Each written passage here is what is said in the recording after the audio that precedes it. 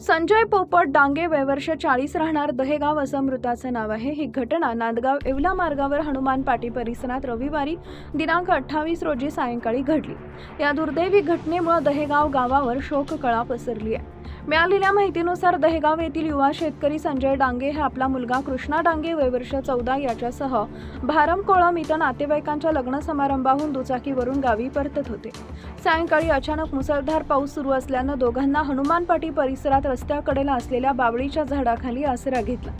त्याचवेळी येवला येथून नांदगावकडे जाणारी Nandgaon Pune ST bus MH 416187 चालकाचं नियंत्रण सुटून रस्त्याच्या कडेला घसरली।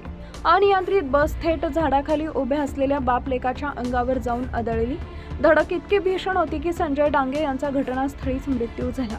गंभीर जखमी झालेल्या कृष्णाला तातडीनं मालेगाव येथील रुग्णालयात दाखल करण्यात आले असून त्याच्यावर उपचार सुरू आहेत। घटनेची माहिती मिळताच नांदगाव पोलिसांनी तात्काळ घटनास्थळी धाव घेत पंचनामा केला।